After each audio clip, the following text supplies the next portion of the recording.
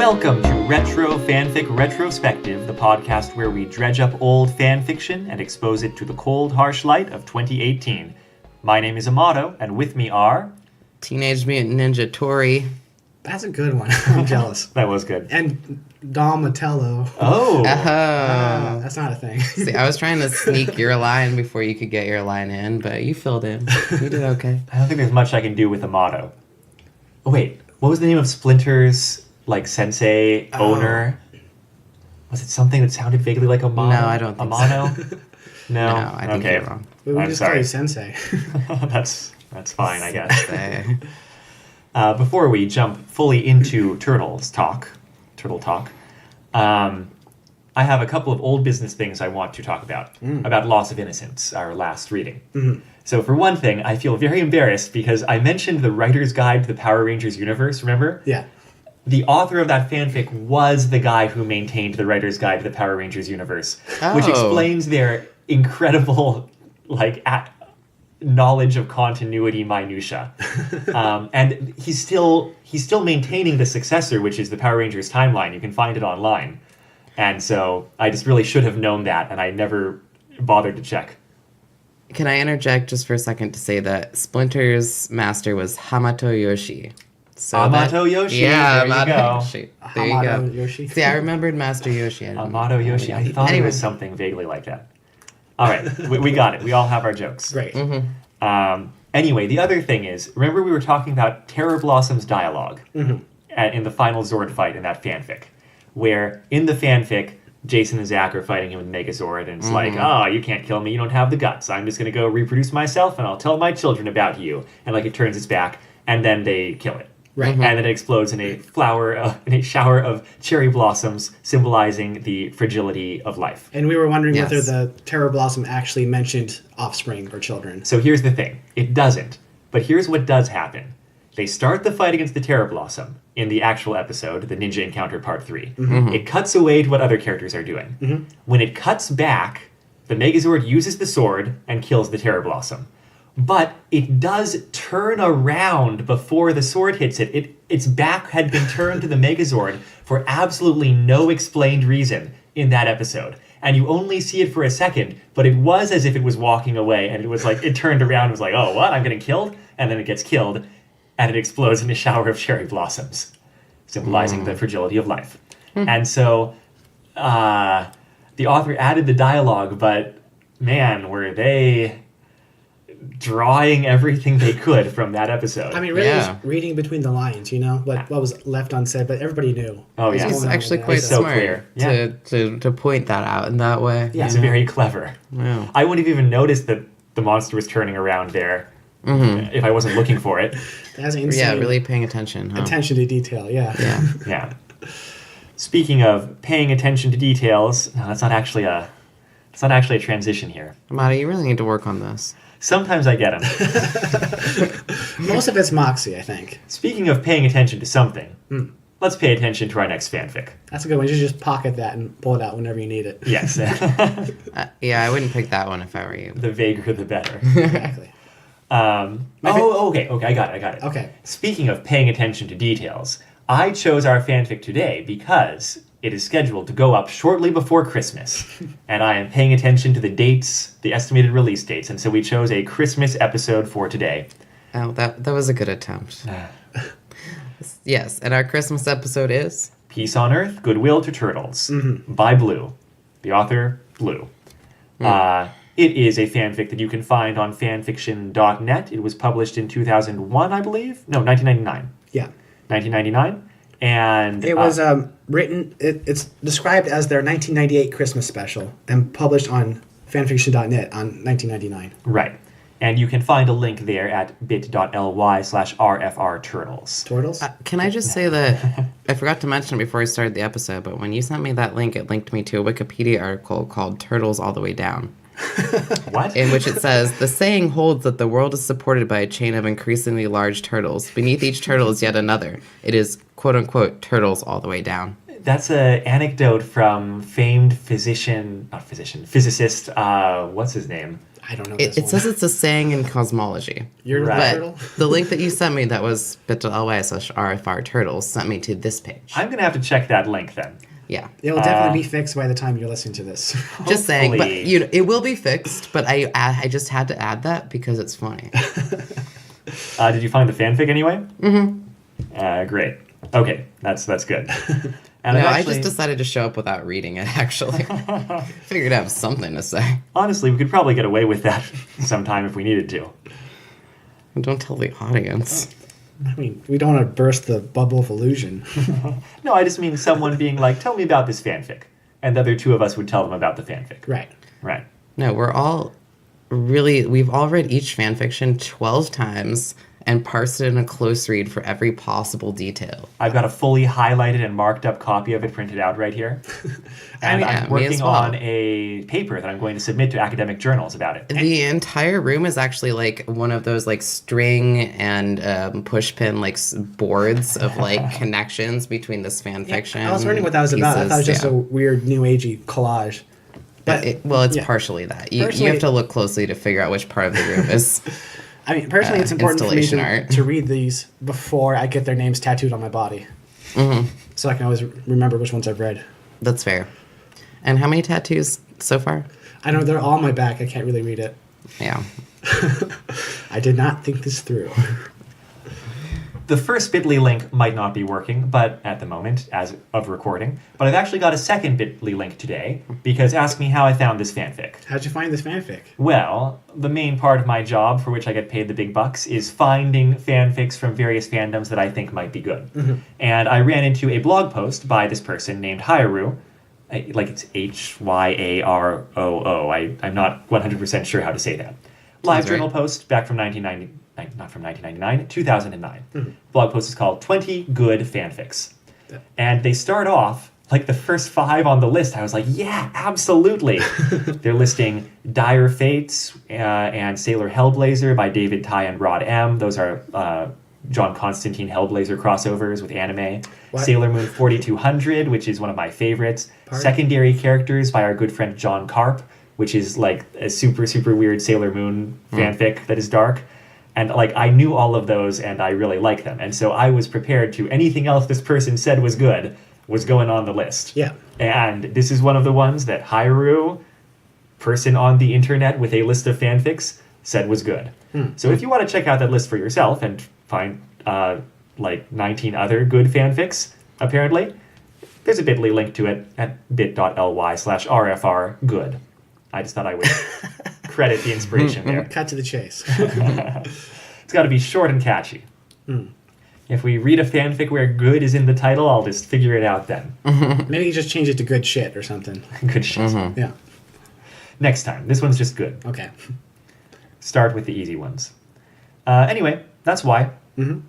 And we can discuss how good we thought the fanfic was. But first, we should probably talk a little bit about the Teenage Mutant Ninja Turtles. What are your all's experience with it, with them? My experience is largely just as a kid being a fan of the 1980s TMNT cartoon. Yeah. The bad one. Yeah, me too, mostly. Yeah, Yeah. me as well. Played the beat 'em up in the arcade. Oh, hella. Sorry, yeah. beat 'em ups. There were more than one. Yeah, Turtles in Time, Turtles I in think was- Time. yeah. Yes, thank you. Turtles in Time. Turtles in Time was the Was better my one. shit. Yeah. I think Yeah. I've only seen that, and I watched the live action movies. Oh, 2 yeah. of them. Oh yeah. I'll watch for those. Sure. Can I just mention though, while we're on Turtles in Time, when you defeat Shredder and the image of Shredder, the avatar of Shredder literally flips upside down and then falls down beside the railing very slowly. Classic. One of my favorite moments. So I play Turtles in Time just to see the little dude, just little Shredder, just Sprite. flip. Sprite, thank you. Oh my god, I was searching for that word in my brain. How did you know, Amato? The Sprite just literally turn upside down and then fall slowly down. I had a friend who had a bunch of the Ninja Turtles action figures, and we used to play with those. And, the action figures for that cartoon were crazy because they had the list of like a gajillion characters on the back, most of which showed up for one episode of the cartoon. Right. Many of which didn't show up for any. and they all had these bios like they were regular allies or enemies of the Turtles. Like there were these like two armies of characters. Right. And like it made you want to collect them all and have It's- them fight a big war. A really interesting franchise because like I went back, I've read the original comics. I was kind of into those when I was like in my early teens because the master instructor at my dojang, Randy, who's actually like a great friend of mine now, super into the Turtles comics because he's in his 50s. So he like when those were coming out, he was an adult and he showed those all to me, and I have many issues of them now. It's interesting how it's one artist, one writer working with just an ink brush, creating these things. And like, I won't say the art is bad, but it's pretty rough. And Well, it gets a became lot this prettier entire later on. franchise. Well, it does, but the initial art is very rough. Yeah, it is. And I'm just impressed. I'm like, it looks like a teenager working out of their bedroom. And the comics became such a success and became all of these shows. And even the writing's a little stilted, but it's become such a beloved series. And I can't help but love it because I grew up with that stuff. And it's honestly part of the reason I started martial arts in the first place. No regrets. Which turtle were you trying to emulate? Oh, Leonardo was always my favorite. Like, blue is my favorite color. And I was a kid, so I liked swords. End of story. Yeah. Plus, I wanted to be the leader, whatever. As a kid, I liked Donatello because he was smart and he had the longest reach in the side-scrollers. But then my favorite toy was there were all those sets of mini little turtle figures and like play sets that opened up or whatever. And one of my favorite toys as a kid was the little, Taka, the snapping turtle from the second movie that like opened up, and it was the Technodome. Right. And inside, like the figures were Super Shredder and Raphael, I believe. And so like since that was like my favorite toy, I liked Raphael by default. Yeah. Yeah. I mean, that's fair. And in terms of the comics, I own the colorized versions of like the old colorized versions of like the first, 6 or 9 issues. Oh, I own the most so of the black and whites. I've only read the very beginning of the comics when it is pretty rough. But Well, the ones I have are literally just black and white. that's how they ink. originally were. The color was a later release. I see. I haven't seen the colored versions. I mean, you're not missing a whole lot. It's I know. I can't imagine why they would color it. But anyway. people like color, you know? Yeah, whatever. Color is very popular among humans these days, Tori. It's it's expensive to print, though, And personally, I only produce my work in black and white because I just feel like it appeals to, like, the traditional audience, like, and also it portrays the starkness of the human existence, like the contrast between black and white. Yeah, but if you publish in digital format, it doesn't matter if it's in black and white or color, so might as well color it up. What is this digital of which you speak? Okay, so there's these series of tubes, right? So here's what bothers me about colorized original Turtles. And I know this was the case on covers too, but like when they're all black and white and they're hard to tell apart, okay. When you've colored it and they all have red bandanas, now you're just taunting me. Oh yeah, that's a bit much. That's real. But that's how the comics are. Although my only experience with the original black and white comics are their cameos in Turtles Forever. Yeah, I saw Turtles Forever too. Yeah. It wasn't very kind to the 80s cartoon. No, Yeah. it's not exactly unwarranted. Now, this fanfic is based explicitly on the original Mirage comics. Which threw me off a bit. Yeah. I mean, I had to look some stuff up. I was like, Shadow Jones? What? Yeah, Oh, yes, Shadow. yes. But Shadow is only present in the Mirage comics, so it is clearly... Yeah. Yeah. And I barely remembered that too. So, yeah, there's a lot of differences. I definitely was raised more in the cartoon and the movies. Oh, and by the way, I just want to give props. Like, this is my opportunity to give props to the martial artists who did those stunts in those turtle costumes in Definitely, live action yeah. movies. Ah. Like,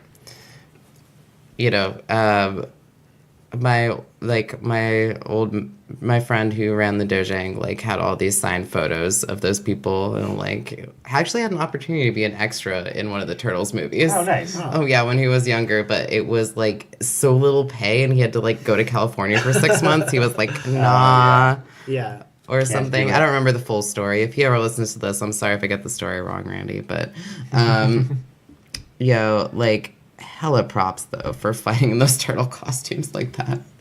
Ready to dive into the content? Sure. Okay. Would love to. Well, initially I was a bit apprehensive given the title, and I asked you last time if this was a very Christian piece, and you said yes. Mm-hmm. I Which worried said me. it might be a little Lutheran, yes. which is Christian. Yeah, I know. Yeah. The author is Lutheran, and the religion does take a central focus in this. And the author starts off with a disclaimer. This story also contains religious discussion, which may be offensive for some readers. But it's really not. Yeah. It's not, though. Overall, I come out pretty pleased, so I was a little scared, but... Yeah. The author is very sensitive as to whether it will be offensive. Yeah. But let's explore this. So the story begins with... It begins with Leo waiting for, like... they're going to drive off to the Casey Jones's... Well, it's everyone waiting. Well, it's everyone except Dawn, right? It's just Mikey and Splinter and Leo. Also, it's set in the far-flung future of 2004. 2004, yeah. Right, so they're no longer teenagers. Would they be in their 30s at this point? Because I'm not they clear. were teenagers in the 80s. They're at least in their, like, mid-late 20s. Yeah. Well, they all have careers now, which is fascinating.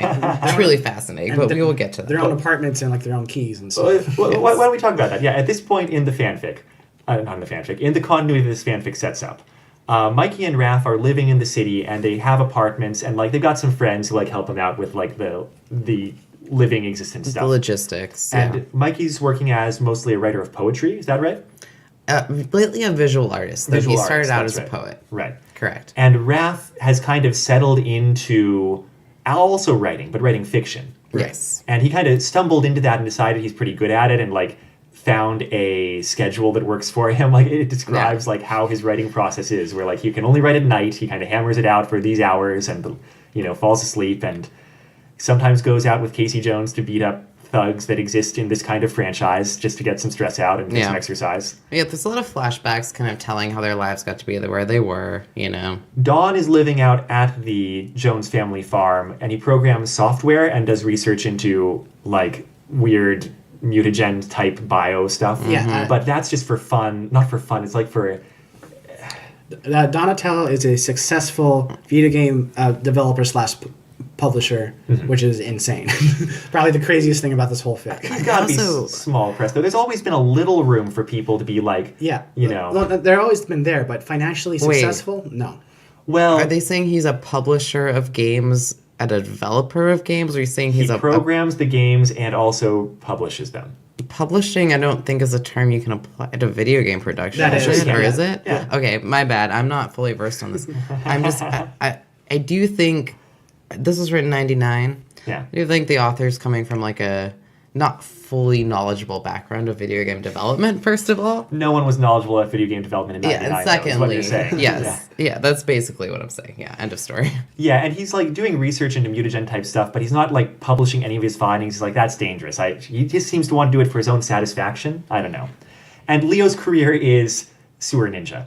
Like, he's still just living in the sewer with Splinter. Which is why I'm Leo. Like, who would give up that life, right? Like, you just get some pizzas delivered through the sewer grate, then you pop up and you fight some bad boys and you pop back down, and you're just like, hey, I got a couch, I got a TV, and I got pizza. Who can complain? I suppose that's fine. I mean, if you want to do that. I mean, personally, I would not want to spend 5 minutes in a New York subway sewer system at all, let alone living down there. Okay, ideally, yeah. Considering the germaphobe I am. How good a sense of smell do turtles have? But I'm guessing none if they lived down there for a while. they grew up there, so it's comfortable to them. So I'm assuming that it's comfortable. That's my assumption. So that rings true, that Leo would want to stay by Splinter, that Leo's not going to get a day job. Like, come on.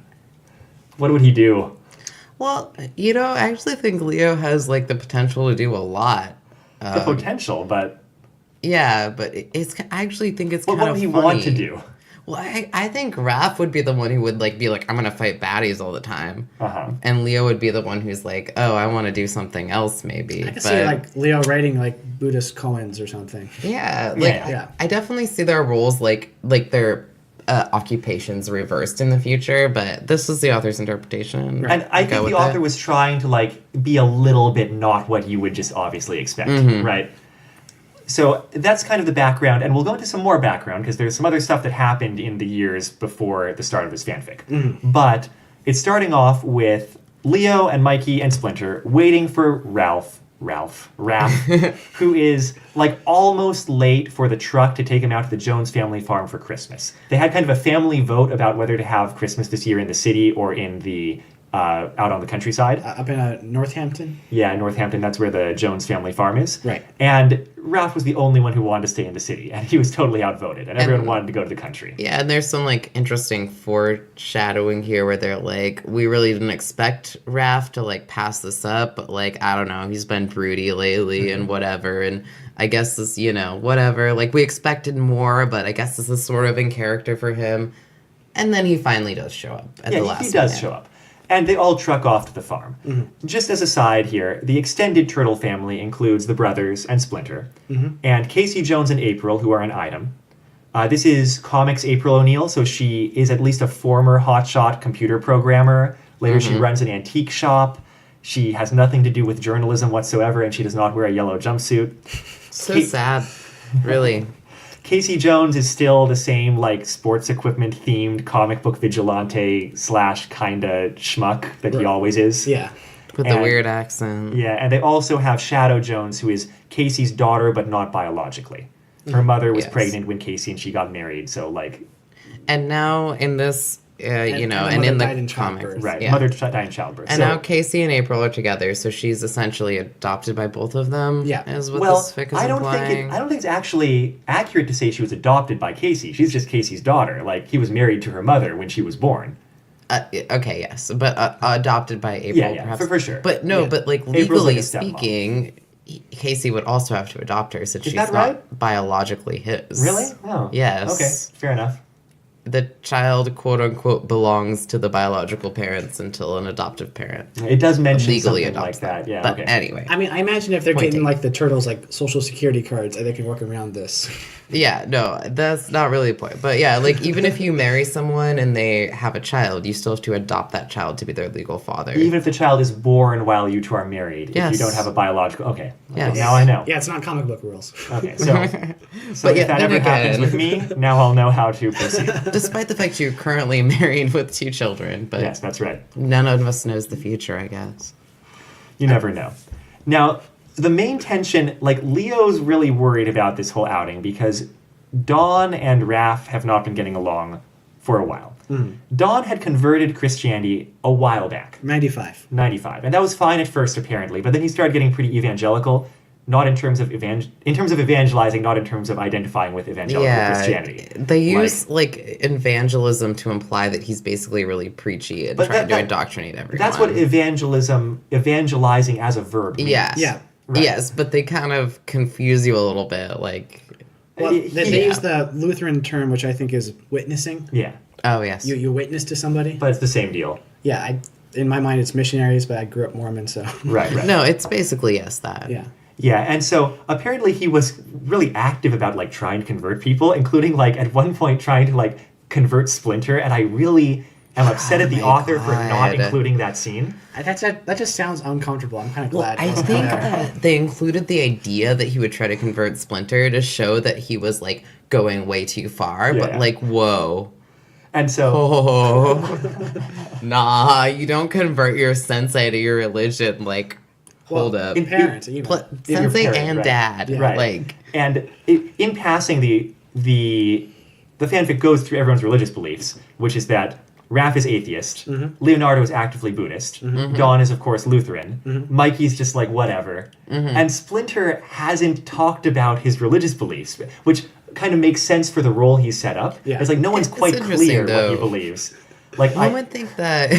because he's just supporting them in whatever spiritual journeys they have, but Yes. like it does feel a little odd, like he wouldn't try any kind of like spiritual education in their ninja training. I don't know. It was strange to me because Leo being a Buddhist led me to believe that his Buddhism, or was it Leo? Yeah, Leo's Yeah, a you'd Buddhist. think he would have gotten that from Splinter. Splinter, who originally, learned everything he knew in Japan. Yes, as So a rat.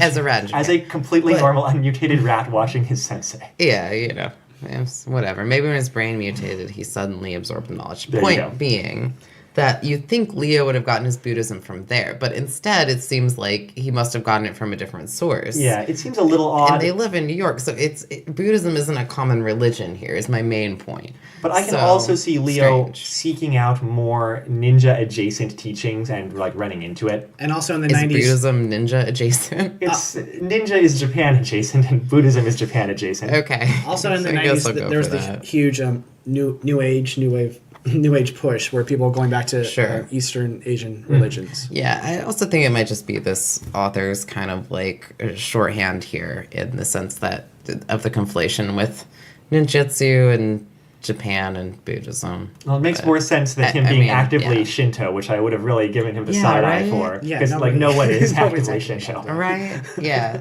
I mean, it's fine. Especially outside of Japan. You know, whatever. They're turtles. The point is, people had to actively tell Don to cut it out. But then he just got passive-aggressive about it, and he was, like, leaving out pamphlets and like... leaving pamphlets in people's rooms. Only for Raph, though, right? No, not just for Raph. It's just that Raph got the most upset about it. Yeah. Right. And Raph ended up blowing up on him because Raph was feeling really judged. He was like, oh, you think I'm a horrible sinner and going to hell? Well, fuck you. Yeah. And, like, he has a huge rant about it. And Don moves out to the countryside shortly after. And so there's the tension going into this Christmas about, like, how's this gonna work out? Are they gonna be getting along? And that's the main tension for the first part of this fanfic. Yeah. And can I just say, what an unexpected tension for a Teenage Mutant Ninja Turtles fanfiction. Yeah. Not only is the conflict personal, it's religious, and there's no actual fighting action in this story. There's a lot of saying that people get into kind of play wrestling or play sparring matches. Oh yeah, but with one another. They're not fighting any force of evil. No, it's just because most of the Turtles and Casey Jones are all very physical, martial artist, athlete type people. Yeah. Who, like, that's how they relate. They, like, punch each other some. That's fine. But there's literally no actual evil here. No. Yeah, it's just in this fic, I mean, that they're not teenagers, and they're not particularly ninjas, but they are mutant turtles. Yeah. Mutant Turtles is the name of the franchise in Japan. Oh. So it all ties together. Japan missed a chance to call something teenage or young something. Yes, they did. Now, in terms of evil, there's several comments, especially from Splinter, or like in his thought process, where he's like, previous Christmases have mostly been horrible disasters, but hopefully this one will be peaceful. And I've just got to assume that there's a whole series of Christmas turtle stories in the comics, and like there's always something that happens, some evil or fight or like threat or whatever. Well, I could see them just blowing up and then not talking to each other for the rest of the time. That too, yeah. And yeah, I don't know. Just this interpersonal conflict is very not Turtles to me, but. Well, it is, but it's very Christmas. Well, I like it as a Christmas fanfic where it's like you have to go hang out with your family members who you disagree with fundamentally on important issues and try not to get into a fight about it because you're family. Yeah. But, like, I guess it's just the author trying to say that they're older now and their relationships are different. But that's a really interesting bent for fighting mutant turtles. So they get into conflicts where, like, Raph and Don are in the same room and Don starts absentmindly humming. I thought it was a hymn at first, but it was just some Christian pop song. Which Raph somehow still recognizes. Raph has got to recognize it back from... Don hasn't been living away from the sewers for that many years. Like, he was playing it in the sewers.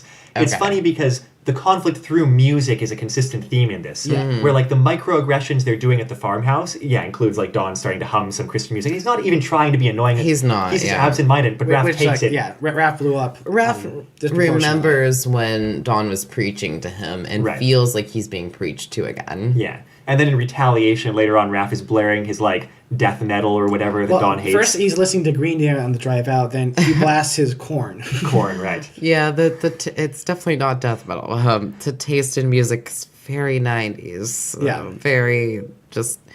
And Don keeps thinking... Everyone thinks... Don keeps saying how, like, vulgar the music is, and it's like, it's freaking Green Day. Like, it's not... I can think of way worse things. Like, later when Raph is actively blasting music, it's with no small amount of irritation, he recognized the music as the work of Korn, one of the most violent and profane bands that Raphael seemed to love so much. One of the most violent and profane, like, it's just Korn, man.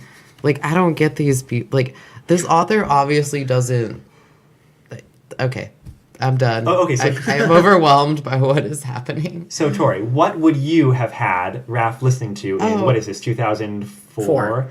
To demonstrate his... well, first of all, his it's distance from God. In 1999, so I can't point out anything. But that's a good point. No, I'm not saying there's anything in particular. It's just Green Day and, like, Korn is definitely a band that I like. I'm like, oh, yeah, they say some dumb stuff. I'll give you Green Day, like, but Korn is, you know, profane, right? Enough-ish. It's just, like, it's also not, like, I don't know. I feel like there's bands that people, like, would associate more with this, like, lack of Christianity. Maybe not. I have no idea. I think this is maybe from this author's perspective. Yeah, whatever. Nobody likes Korn. That's all I'm going to say. Nobody likes Korn. And Green Day, I have no idea what's profane about Green Day is all I'm going to say. But nobody likes Korn. End of story. The point is that Dawn asks Raph to turn it down, and he's basically like, nope, don't tell me what to do, which is pretty Raph. Right. A little too Raph. No, it's exactly Raph. No? That was my Ninja Turtles movie joke. Oh. And so music is kind of one of the battlefields this is playing out on. And there's a lot of little character moments, but it ends on sort of a negotiated peace fire between the two of them. This first round of aggressions in the farmhouse. Right, area. because they all drive out to the farmhouse on the 20th, and this is taking place on the 21st. This fanfic spans the time period of about 5 days. Yep, up until Christmas. Yes. And this is day 2 or so? The 21st. Yeah, but a lot of the fanfiction also is reflection, so it kind of takes place in multiple timelines here. What leads up to that initial peace fire between them? They start off... Oh, yeah, Leo and Splinter talk to Raph and Dawn, and they're kind of like, you need to go apologize to their person, or, like, work this out. And they don't exactly, but they kind of stop actively trying to annoy each other. I mean, not that Dawn really was to begin with, but Raph definitely was. And so, here we are, yes. Well, before that, they after the music thing, they get in conflict, and they get pretty mean to each other, and one of them hits... Dawn hits Raph. Oh, yeah, that's right. Yeah. And Leo comments when he's thinking about this, like, all of us have hit each other in anger at some point, except Dawn. So, like, Dawn must be really upset. And to be fair, Raph was really going off on him and, like, trying to provoke him. Well, yeah, you can tell that F Jesus to shove a goddamn Bible up his ass. There you go. So, but afterwards, you know, Dawn feels really bad about hitting someone in anger, especially since he's trying to be a good Christian. And Splinter tells them, like, this cannot continue. It must end before someone is seriously hurt. He realized immediately that he had spoken incorrectly. Raphael and Donatello were already seriously hurt, turned away from each other by anger and wounded feelings. Realize, my sons, that you are not just hurting each other, which is bad enough. You are hurting the rest of us, and that is inexcusable. If we wish to remain together as a family during this holiday season, you must agree to put your differences aside. I know that this is not easy to do, but you must cease provoking each other. You must resist becoming angry when you are provoked. And, you know, they promise. They're like, yeah, I promise. But he can't get them to, like, actively apologize to each other.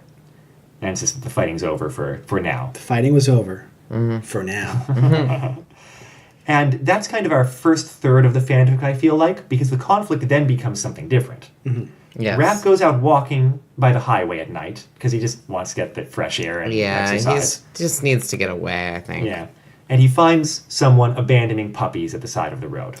And he thinks, what a monster, which is absolutely correct. What a monster. But it's just very shocking, too, because, like, everybody, when they realize he's been walking by the highway, is like, how dangerous it was that he might have been seen. But instead, he finds these 3 pups, and it's the saddest thing. 2 of them are dead. 2 of them are dead, but 1 is still alive.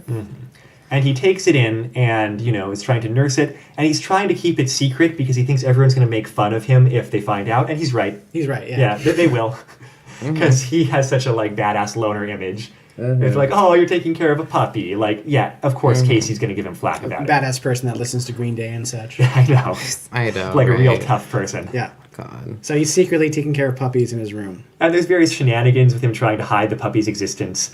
Doing things like sneaking milk and blankets and stuff, and the thinking he's getting away with it, but everybody's noticing Raph's doing something weird, but he's not yelling, so just let it go. Right. Yeah. Leo's the one who worries most about it, and like Splinter and Mikey are just like, no, like let it be if he's being. And everybody else is content. like, hey, Raph, what you doing? Raph's like, nothing. I'm like, okay.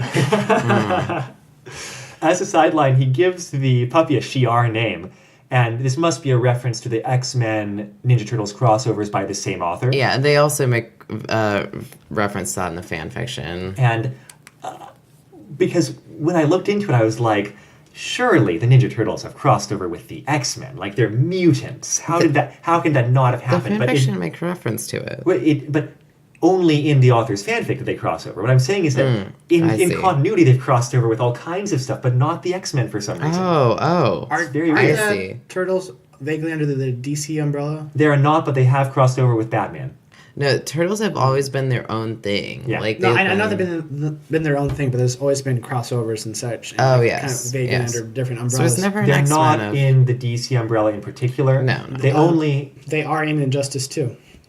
Really? Yeah. Well, they did cross over with Batman fairly recently, like in the last few years, I think. It's what one character we pick the costume as which turtle you're in. It's a completely different moveset for each one. Oh, that's awesome. Yeah. I always find that really satisfying, even in like Smash yeah. Brothers, where I pick Bowser Jr. and I'm like, I'm going to be Iggy this time, even though the movesets are the same. Or I feel like being Windy this time. And in the game, each character has their own character-specific powers, and Leo's power is just to call out the other turtles. Okay, that's fair. Yeah. And like use them as projectiles. Well, whatever. Whatever floats your boat. Anyway, it's just in official continuities. They haven't crossed over with X-Men, and that surprises me. But in this continuity, Interesting. Oh, so they have in this, and they had a very specific event that happened. The other two location. The other two fanfics on this author's fanfiction.net account are X-Men Ninja Turtles crossovers. So I just assume it must be the same continuity. And they do reference another fic written later that's in the same continuity, so they've established their own timeline. Yeah. So yeah, just a side note. Yeah. Eventually, everyone else finds out about the puppy. Yeah. Yeah.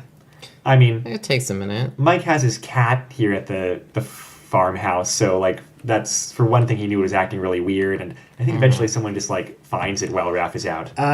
They go out at one point. Raph takes the puppy to the couch and watches TV.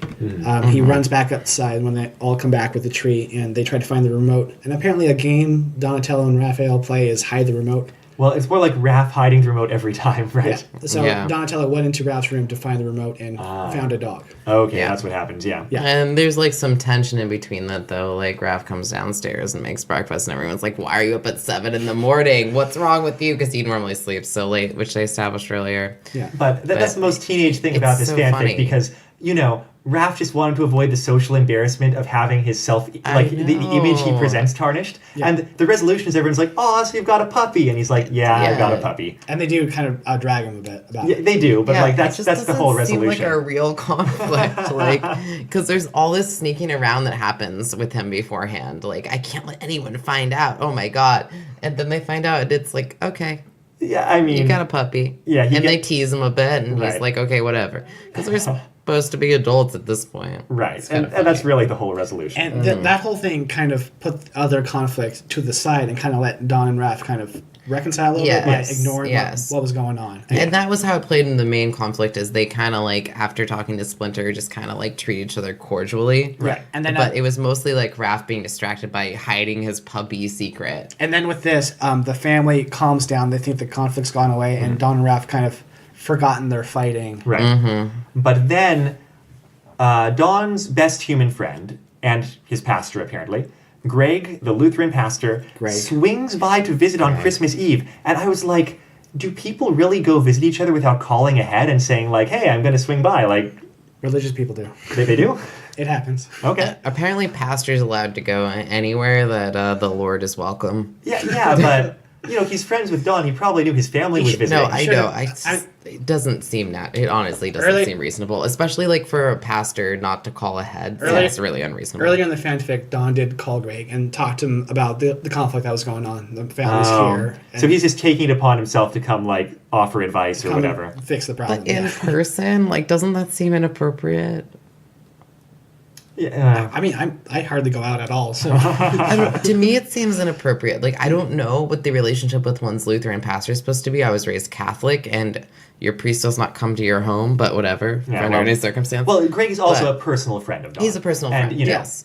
Dawn doesn't get But out nonetheless. a whole lot because he is a turtle. As we were discussing, though, Greg should have called. a friend coming to your home unannounced, on Christmas especially, is also unwelcome. Greg really should have called because, Yeah. you know, everyone's kind of upset at Raph for, like, a little bit upset at Raph for, like, heading to the highway when he could have been seen, but he's a ninja, come on.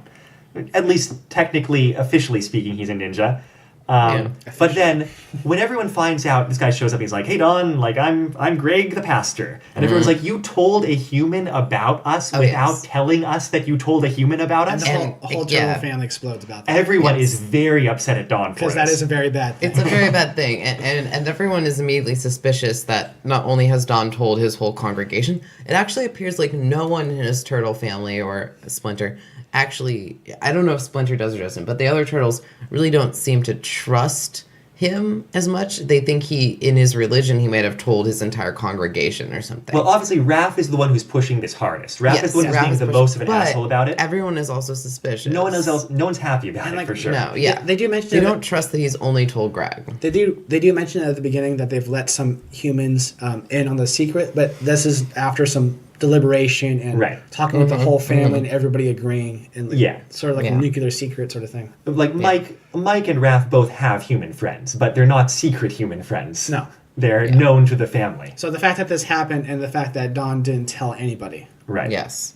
Yeah, and I just kind of, at this point, to me, it becomes clear that the whole family is actually a little suspicious of Don at this point in his faith, which I do think, the author is kind of putting in there due to their own experience. It's like, they're like, you trust your Christian family more than you trust us, is kind of how everyone seems to this is feel. the Turtles family first and most sacred tenet is hide from humans. Yes, Yeah. exactly, and he has broken that. So, they feel mistrustful. Yeah. So Splinter eventually just takes charge and he's like, "Okay, emergency family meeting right now. Everyone sit down. You too, Greg." Yeah, and they all sit on the floor in, like, the hallway. This is like an official, in, like, the foyer. They're like sitting in a circle. It's like some kind of official, like, things they do at a family And meeting. it's so right? funny because they describe where everyone sits, and it's, like, kind of cramped, and, like, Greg is literally, like, sitting behind Donatello because there was not enough space. And they chew out Dawn a little bit, and Dawn... Dawn's defensive about it. He's like, "Well, I only told him, and, like, I totally trust him, and I just, like, needed to talk to someone about this stuff." So the thing before that, they were just arguing. The sort of inciting action was like Raphael getting so upset, telling Dawn that maybe you don't belong in the family. Oh, yeah. At that point, Splinter was like, "Okay, y'all shut up, sit down. Right. Yeah. Nobody's leaving this family. We're going to talk this shit out." And they do. And Greg gets his own turn to talk, and he's like, "It makes me really sad to see, like, all this, like, anger within the family. And also, Dawn, you need to stop trying to convert your family." And Dawn's shocked. Yeah. He's like, "What? But this is literally, like, the most important thing in any It's person's just life." hilarious. Like, how his pastor hasn't told him this before. Well, he did tell him this before, but Dawn didn't listen. Yeah. Well, okay, here, what Greg says is, like, the best way to share your faith right now is be a silent witness, show how Christianity has changed you. Yeah. And, like, stop trying to convert people. Well, it's like you've approached the subject, you've offered, you've asked them, you've tried to start a conversation, they weren't interested, so then you need to move on. But here's how this discussion rings false for me as a resolution. There's two ways. One is that Dawn has not been doing that. Not since before the fanfic started. Throughout this whole action of the fanfic, he has not been trying to push his faith in any way. He accidentally hummed some Christian music because he's in his own home and that's something he does to himself. But he already stopped doing that. But he did do it and didn't apologize for it. He didn't apologize for it. Okay. And as soon as the conflict starts up again, he goes right back in the same rhetoric. Okay, that is okay. That is true. He did not apologize for it. No. And it's a good point because all that Greg has to observe is what he knows of what Dawn's done. And based on that, it's accurate. But yeah, I think the main point is that, like, Dawn doesn't understand what he did wrong. And what he did wrong was to push his faith. But yeah, he kind of did stop doing it. But it wasn't necessarily because he understood why or because he intended to stop permanently. It was to, like, keep the peace. Perhaps we don't actually get a reason. I don't think. Well, the conflict between Dawn and Raph is that both of them feel threatened by each other for trying to push their way of life onto each other. Yeah. So Raph would say something, and Dawn would push back, saying, "You're just trying to get me to leave these Christian people. This is important to me." And Raph would be like, "You're trying to make me Christian. You think I should burn in hell." Right. It amplify back and forth. Or at least you think I'm going to. Like, Raph feels very judged. Yeah. Exactly. And yes. okay. And Raph pushes back by being like, your faith sucks. And this is a real conflict I've seen before in life. Yeah, it's pretty real. And like the author mentioned, they're Lutheran and that this is true to their own life experience. I'm sure it is in many ways. There are issues I take too. You've turned me around on that point then. Okay. The other thing is just like when, it's not a big deal, but when Greg is saying, just be the way Jesus wants you to be. You don't have to try to look perfect, but there will be a change in you, even if it is not noticeable at first. And when they see the change, maybe they'll get curious and want to learn more about your faith. Which is reasonable, but Dawn was already like the nicest, calmest person among them. Except that not recently. He was when he's kept pushing his faith and telling they've mentioned many times that he said everyone's gonna go to hell if they don't convert. Right. Like that's messed up. Yeah. And it's on his mind. It's the author's point is that they hate people that are, who evangelize, as they put it like that, or who become preachy around that religion. For this fic, there's a period of time that we don't follow Donatello after the series, before this, where they are more of a lost person, and then once they find religion, they are sort of... more at peace. More angry about it, actually. Yeah. Yeah. Okay. Yeah, I get it. I feel like that's kind of a weakness, is that the rough patch of Dawn kind of being a jerk is mostly in the past. And I see what you mean. That's not entirely in the past, but it's mostly in the past, and we don't see it directly. And it's kind of told, not shown. But it is one of those family conflicts that's happened before that people stop talking about because they want the present to be okay. No, it rings true. I just mean I feel like the fanfic could have shown us a little bit more of that part of Donatello's journey. Exactly what you're saying. In terms of storytelling, I do think this rings a little like I mentioned in our previous podcast, like the bathtub story where it's all reflection. It's not all reflection. I'll acknowledge that most of it takes place in the present tense, but a lot of the major conflict between Dawn and Raph happened in the past. Yeah. And we get a lot of those flashbacks to that conflict. It builds a story in a non-linear way, but not necessarily an enjoyable non-linear way. It's like a little bit stagnant to me. It's like these things happened in the past and we're still fighting about them. I feel like it was stagnant for a while. Yeah. You can definitely get that feel, that smell off it. Yeah. But right now, this whole thing by Greg seems to make Raph feel better too. And they don't delve deep into it, but maybe it's like seeing that this is not the approved behavior of Dawn's religion. Maybe that makes Raph feel better. Or just like someone else getting chewed out for a change instead of instead of from Raph's point of view, Dawn was feeling like they were perfect. Because one of the problems was when anybody tried to talk Dawn down, they'd say, "You just don't respect my religion. Right. You're looking down on Christianity, right. etc." That was the issue. But this is another Christian saying you're being a dick. Right. Yes. And so, and it's sad though that he trusted this pastor that he knows, like, okay, yeah, you can be friends with your pastor and you can trust them and all that in your religion, but he trusted that person over his family, and I still feel like that's a big blow to the family. That's what happens when a lot of people are born again in different religions. They tend to get a new community, right? Yeah. And so the two major conflicts left to be resolved. One is that Greg kind of has to get to know the family because he's kind of part of the family now. Yeah, Greg hangs around and people are waiting to see Raph explode at him. And Raph is suspicious, but they end up having a conversation about puppy care because... and that's how they bond. And that's how they bond. Yeah, because Greg just knows puppies. And everyone else is easier. Like, all he has to do is compliment Mike's cooking and he's in. Yeah. Right. And after all this, Dawn talks to Greg. It's like, everybody likes you. Everybody hated me when I turned into a Christian. You're a Christian, and they know it, but people like you. Like, why do you do that? And how did you manage that? And Greg was just, I was a normal human person around them. Right. Yeah. Which, or turtle person. Reasonable. And totally reasonable. The other conflict is Dawn and Raph officially making up, and Splinter orders them to apologize to each other, and they can't. He's like, fine, just do it before the end of the holidays. Yeah. And the way they do it is like they go off on a shopping trip, and it ties into the theme of music being a point of conflict, because they both sneak off and buy each other music that the other person would like that they would personally hate. They buy each other Christmas presents. So funny. Right, Christmas present music. Yeah. Yeah. And so, it's kind of a nice thematic wrap-up as a peace offering. So that's basically the end of the conflict. Yeah, and basically the end of the fanfic. At the very last part, we get a name drop of the title of the fanfic, because they're sitting around being friendly family, and at one point Raph asks Dawn what he's thinking about, and Dawn's like, you really want to know? And Raph's like, yeah, I really want to know. Luke 2:14, glory to God in the highest, and on earth peace, goodwill toward men. It was a verse Dawn had always connected with. A little peace and goodwill was definitely a cool thing. They all waited a beat, expected Raph to explode. Don't you mean turtles? A silent sigh of relief. Dawn raised an eye ridge. I like that line. I know. Because they don't have eyebrows. They don't have eyebrows. Dawn raised an eye ridge. Peace on earth, goodwill to turtles? Raph shrugged. Well, why not? As Splinter sat in his chair watching his sons laughing together, he allowed a smile of contentment to cross his lips. Why not indeed? Credits. Yeah. Actually, end note. A fairly lengthy Yes. end note. After the fanfic ends for good. Did we mention the gifts that Greg and Dawn exchanged? Because I thought that was kind of sweet. Music, yeah. Yeah. No, Greg and Dawn. Oh, Greg and Dawn. Greg and Dawn. We didn't right. mention, no. No, we didn't. Well, the one thing I did want to say about Raph and Dawn's gifts was funny. They said it was ironic that they both gave them to CDs. I didn't see how that was ironic. Well, it was but- ironic because these were the very things they were chewing each other out before. Oh, the music. Yeah, okay, Like I guess the sort thing of. he was humming was the CD. He and gave, they yeah. laughed about it. That was cute. And Dawn gave Raph like a corn But CD yeah, or something. then Greg and Greg and Dawn exchanged gifts, and Greg came all the way there just to give Dawn a leather-bound Bible with his name engraved on it, Yeah. which was very sweet.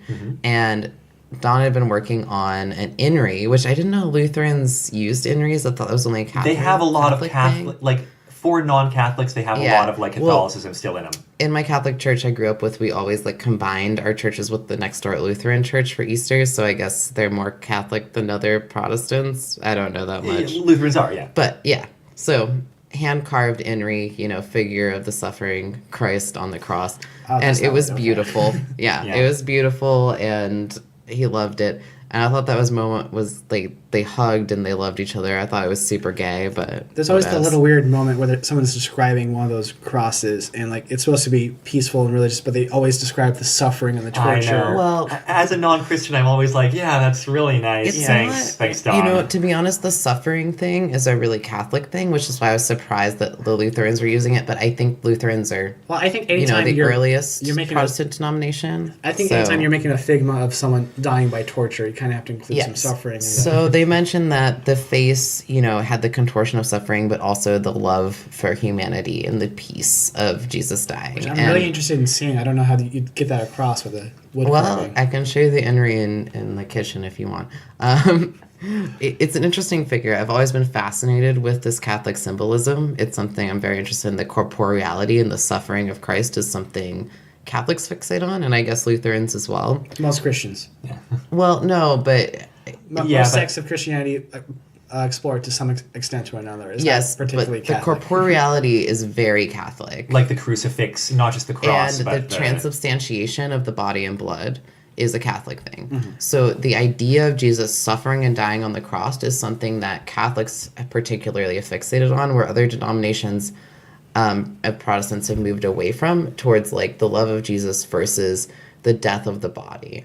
And But I think Lutherans have fixated on this as well. And I found it fascinating that they included this corporeal, death imagery as a symbol of love between these two Christians. I know when I was growing up in the Mormon or LDS church, they as a policy don't have decorations of crosses and the and the crucifixion, which makes it sort of an oddity for the different Christian sects, and they focus more on the Garden of Gethsemane and all that action. Yes. This is apropos of nothing, but it always makes me laugh to see Christianity in this kind of continuity.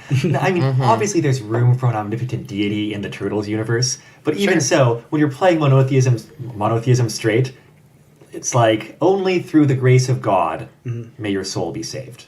But through the power of Lord Simultaneous, master of time and space, you can travel into the past and team up with a mutant aardvark. Absolutely, why not? There's also the point Raph keeps on making that, like, maybe this is just for humans. You're selling your mutant species out. That's the other thing. Like, man was made in the image of God. And also, if you throw some mutagen on that snake, it'll also be made in the image of God.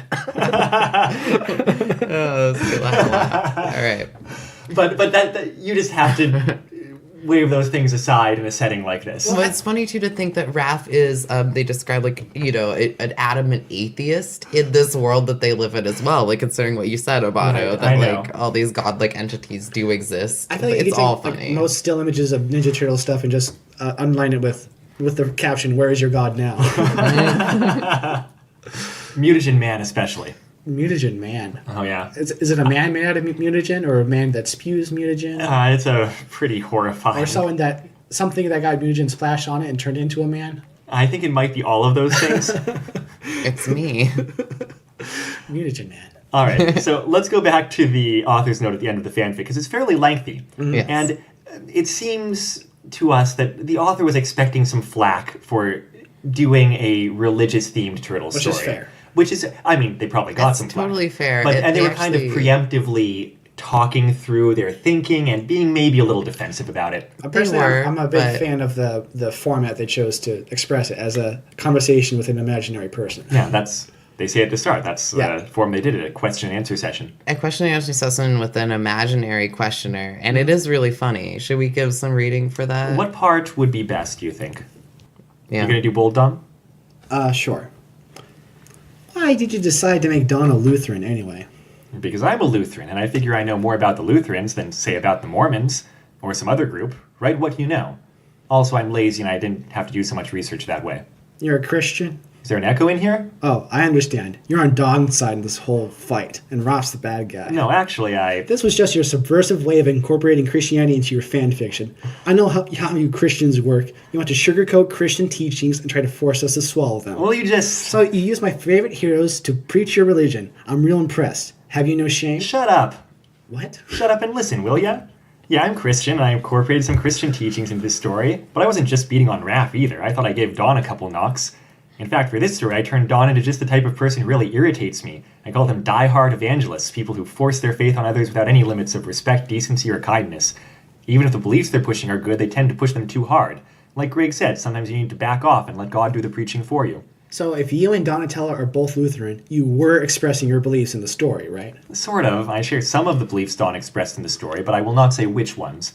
Many things I believe upset people. I'm not going to stop believing in God or declaring my faith because it offends people. That's not what I mean at all. But there are some aspects of the faith I just don't feel comfortable telling non-believers about constantly. It's a matter of tact, which die-hard evangelists don't have. That's why they're so bad for Christianity in general. If you go around telling people they're going straight to hell, they're naturally going to start thinking that Christians are jerks and Christianity is a bunch of crap. And you're trying to convince us that it's not? Oh, yeah, but that's not the point of the story. So what is the point?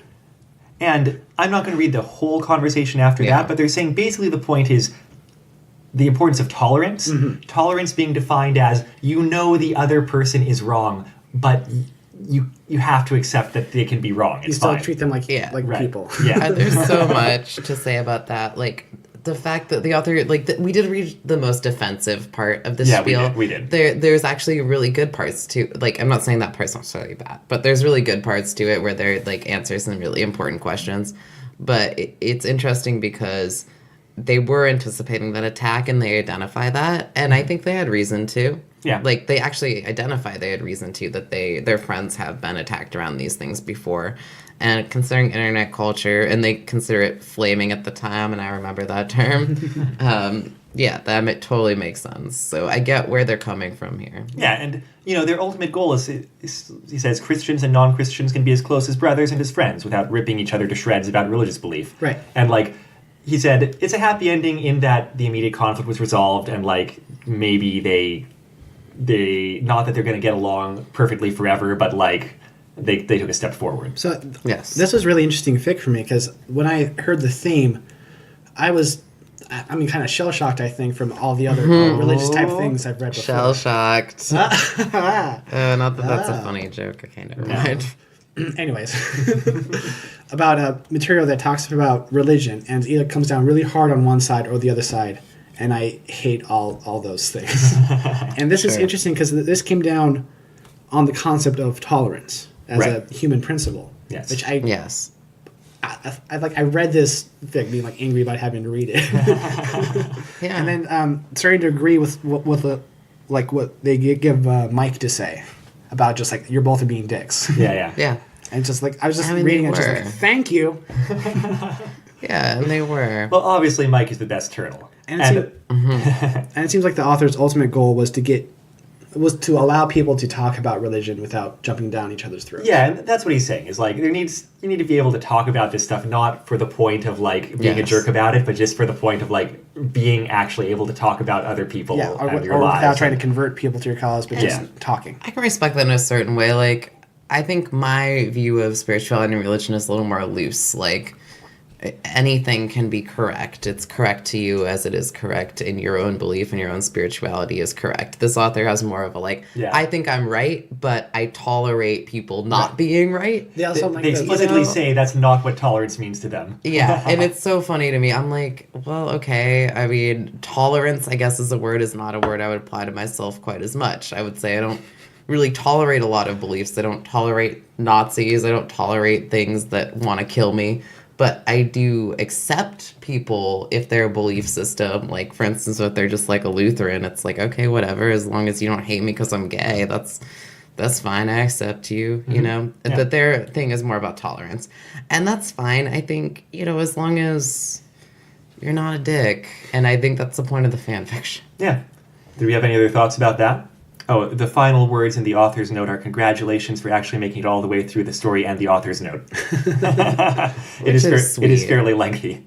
and even sweeter is at the end. Peace, honor, and love go with you now and always. Yeah. Kind words for their readers. Most of my notes are reacting negatively to stuff that's going on that they address later in fics. Yeah, so good.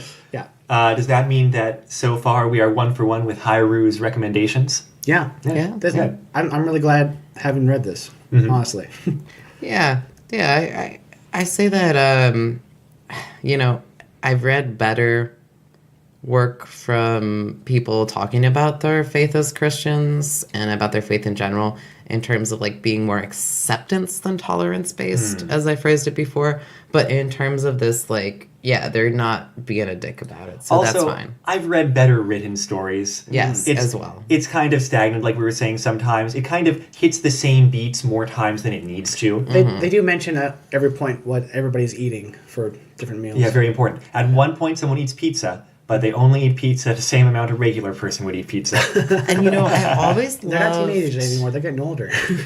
Some of my favorite fantasy authors, would fixate on, like, the meals and the clothing, like George R. Martin did, But, like, it's a description that builds the world. Like, this dish is not something we would accept in our culture. Like, it's something that builds the culture of the world. This is something where it's like, I don't know if it's always necessary, but I do think that beat of, like, saying, oh, food, clothing, that's something that's very comforting. Well, yeah, it's sort of like a big an anime social thing, right? Yeah. And so when it's draw, about these family bonds and this family gathering for Christmas, then, like, food's a big part of it.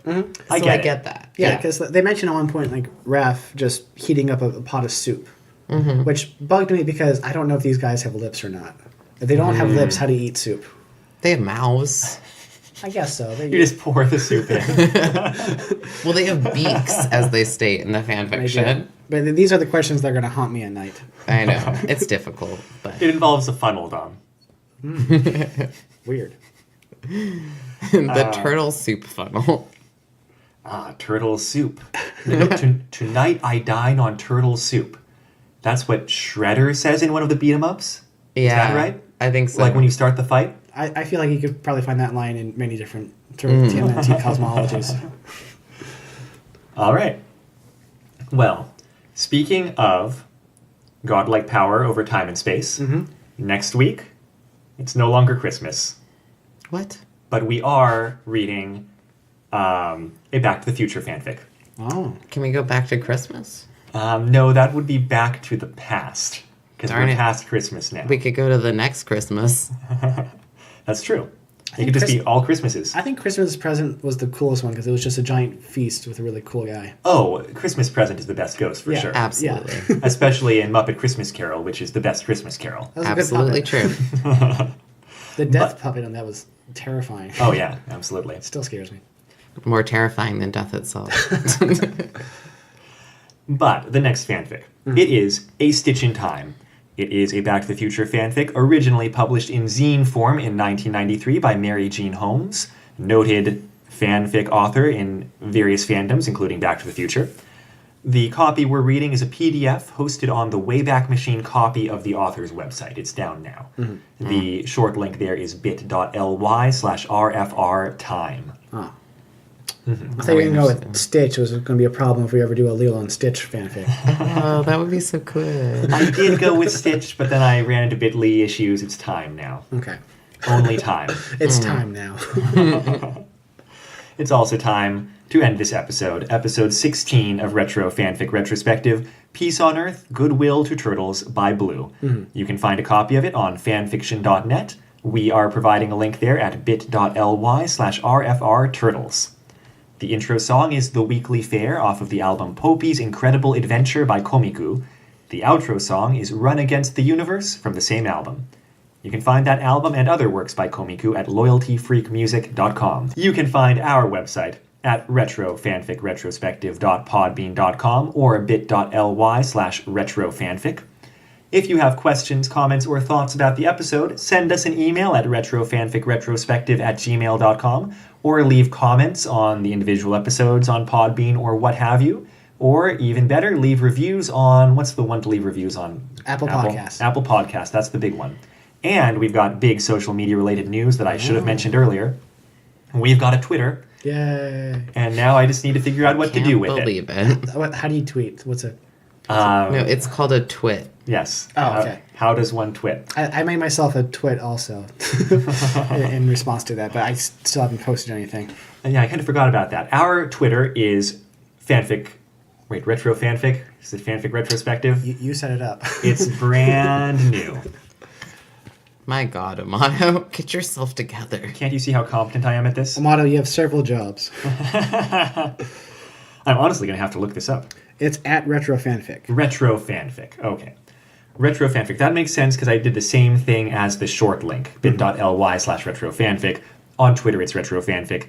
At the very least, I am going to be providing links there to new episodes when they go up, and when applicable, providing a link to the Twitter or other website of the author. Oh, hey, So Fern Withy's still writing all this stuff. Fern Withy just started a Patreon. Yeah. I mean, they're still writing, and yeah, you can support them on Patreon right now. Excellent. And I provided a link to that on Twitter. So you're clearly missing out if you are not on Twitter, I guess. And like, okay. I need to get myself a tweeter. I'm Amato. I am a boulevard of broken Tories. I'm Dom. It's a Green Day reference. No, 'cause I of know. You get the from Do the you think they fanfic. just listen to Green Day because they're turtles and they're green? Oh my God. Yeah, they probably You've need to. just made the connection. It's not easy being green. I fixed it. We are just 3 Earth life forms trying to be nice to each other. Until next time, take care. Bye-bye. See ya.